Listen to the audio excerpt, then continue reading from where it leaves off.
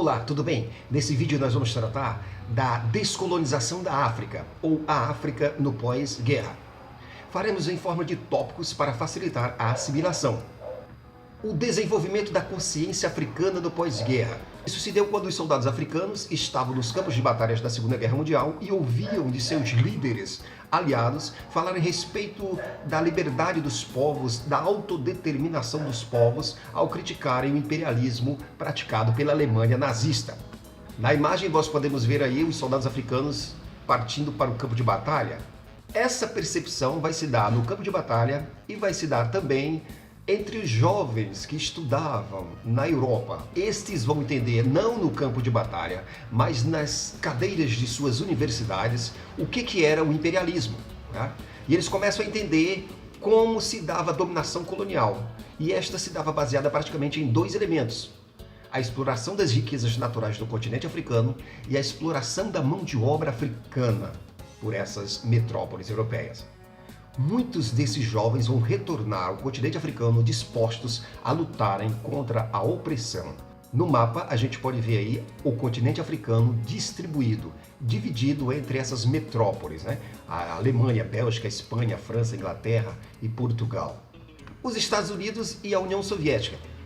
Nesse contexto, no pós-Segunda Guerra, nós entraremos na Guerra Fria, né? Onde nós teremos dois blocos: o bloco capitalista, liderado pelos Estados Unidos, e o bloco socialista, liderado pela União das Repúblicas Socialistas Soviéticas. Ambos passaram a apoiar os movimentos de independência na África, porque ambos tinham interesse em atrair para suas áreas de influência os novos países independentes. Desse movimento nós vamos ter o surgimento de dois grupos políticos ideológicos, ou de dois movimentos políticos ideológicos, que é o pan-africanismo e o pan-arabismo, né? Que tentam contribuir, articular conceitos, movimentos, manifestações em prol da independência dos países africanos. O pan-africanismo foi elaborado no final do século XIX por intelectuais norte-americanos e antilianos que viveram na Europa. Mais tarde, esse movimento político ideológico vai se difundir por toda a África, e divulgarão essas ideias através da literatura, através de congressos, através de conferências. O pan-africanismo vai realizar um grande congresso, onde serão reunidos ideólogos e ativistas negros do mundo inteiro, e irão discutir a identidade negra e a identidade dos afrodescendentes. Debateu-se também os meios de se libertar o continente do domínio colonial. O outro movimento será o pan-arabismo, que teve maior influência entre os países de tradição árabe muçulmana, como Argélia, Tunísia, Líbia, Egito. E o grande líder que irá se destacar à frente desse movimento é o rei do Egito, o Gamal Nasser, que foi um dos principais irradiadores desse movimento pan-arabismo por todo o norte da África, por toda a África branca, a África árabe, entre 1954 e 1970. Nasser defendia a união dos povos africanos para o seu fortalecimento na luta contra o imperialismo ocidental e se uniu ao movimento pan-africanismo. Na imagem, nós vemos aí as grandes lideranças mundiais dividindo o continente africano. Nessa charge, nós vemos aqui um pouco da inescrupulosidade dessas metrópoles ao repartirem a riqueza do continente africano entre si.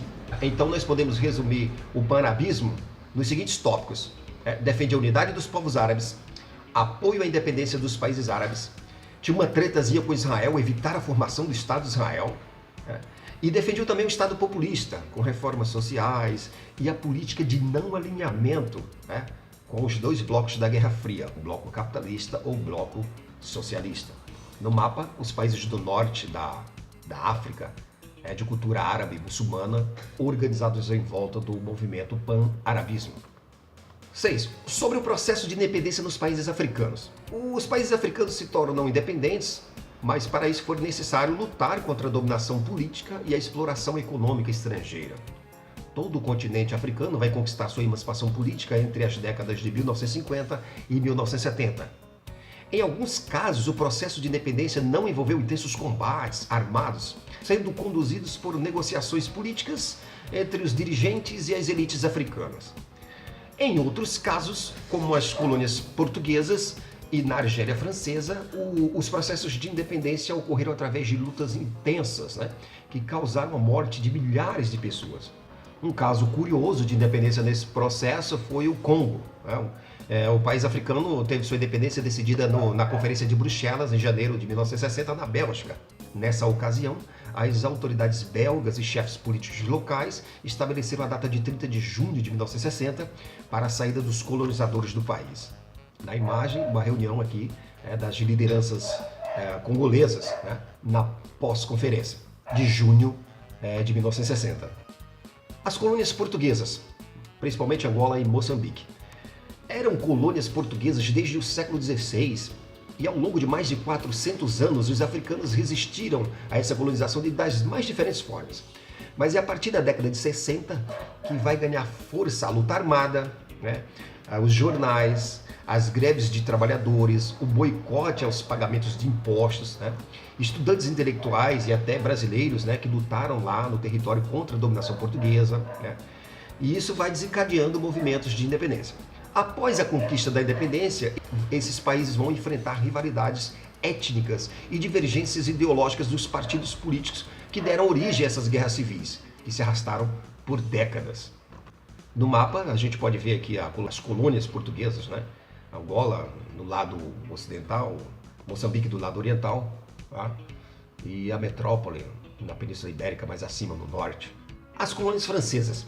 Após o final da Segunda Guerra Mundial, a França estava arrasada, econômica e militarmente, e com sérias dificuldades para reprimir protestos e rebeliões em seus domínios coloniais no continente africano.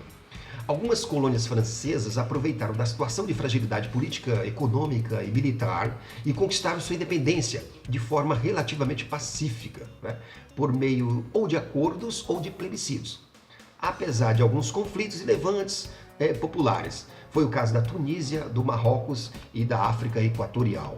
No mapa, a gente consegue visualizar, né, que os territórios em amarelo fazem parte do grande Império Francês, né, que são as colônias francesas na África.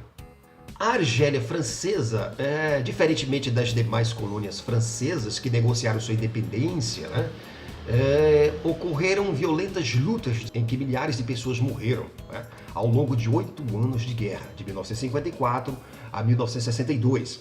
Conflitos armados entre franceses e africanos, tendo à frente a FNL, a Frente Nacional de Libertação, e também a MNA, Movimento Nacional Argelino, que em alguns momentos vão discordar entre si, tá, durante esse processo. As colônias inglesas, principalmente Nigéria, Gana e Serra Leoa. O sistema de administração colonial inglês nas colônias africanas era indireto, ou seja, o chefe nativo local continuava no poder, desde que colaborasse, é claro, com as autoridades inglesas. Essa forma de administração garantiu um processo de independência relativamente pacífico. No mapa, nós podemos ver as colônias inglesas em laranja, né, Egito, Sudão, né, e vai descendo pelo continente até a África do Sul, né. Os países derrotados no final da Segunda Guerra Mundial.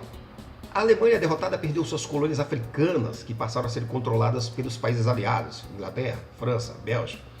A Itália derrotada perdeu suas colônias, Líbia, Eritreia e Somália, para a ONU, né? E o Saara espanhol passou para o domínio dos países africanos vizinhos, como Marrocos e a Mauritânia, em 1975. Sobre a realidade econômica, né, dessas novas nações africanas. Depois de independentes politicamente, as nações africanas mantiveram relações de dependência econômica com as potências imperialistas. As novas elites africanas, proprietárias de bancos, indústrias e fazendas, mantiveram o modelo de exploração econômica implantado pelos europeus. A produção agrária e industrial praticada nesses moldes permaneceu voltada para a exportação. Os problemas dessa dependência econômica. Por isso, apesar de muitos países africanos serem grandes produtores de alimentos, sua população continua vítima da fome e da desnutrição. Os países africanos independentes continuam dependentes da importação de, por exemplo, roupas e medicamentos. Para realizar obras de infraestrutura necessárias ao seu desenvolvimento, os governos africanos contraíram grandes empréstimos com instituições internacionais, como o Fundo Monetário Internacional, o FMI, né? Porém, esse dinheiro sempre foi desviado por grupos políticos corruptos. O apartheid na África do Sul. Esse é um problema que merece destaque dentro de todo esse contexto, né? O país se tornou conhecido internacionalmente pelo regime do apartheid, um regime que foi oficializado, né? Que oficializou a segregação racial em 1948 e vai durar até 1994, quando será finalizado por um movimento de grande luta liderado por Nelson Mandela, né? Ou seja, o apartheid foi institucionalizado pela elite, né, de origem europeia, que privava a população negra de direitos básicos e impedia esses de frequentar, por exemplo, os mesmos lugares que os brancos, né? Bairro para branco, bairro para negro, ônibus para branco, ônibus para negro e por aí vai. Na imagem aqui, a gente pode ver a polícia entrando num bairro negro, né, e agredindo crianças. Abaixo, placas separando áreas para brancos, áreas para negros. Tá? Na parte de baixo, a gente também vê uma criancinha, né, e a sua babá, porém ela fica do lado de dentro da faixa, a babá do lado de fora. Tá? Essa ilustração mostra claramente o apartheid. E acima, a gente vê aí o movimento negro em luta pela igualdade. Nessa imagem a gente vê o Nelson Mandela, o grande líder, né, desse movimento que derrubou o apartheid na África do Sul. Bem, a arte africana, né? Muitos cineastas africanos procuraram abordar em suas produções a realidade social, econômica e política da África, denunciando-se as difíceis condições de vida da população, além do preconceito contra o negro, né? As obras de artes produzidas na África visavam resgatar também as suas antigas tradições, inspiradas em narrativas épicas, mitológicas e folclóricas, apesar de ainda se utilizar a linguagem, tá? A língua do colonizador, o francês ou inglês, tá? A literatura africana também, ainda que utilizando o inglês ou o francês, vai abordar temas ligados ao anti-imperialismo, vai fazer crítica também aos regimes ditatoriais instalados nesses países pós-independência. Tá?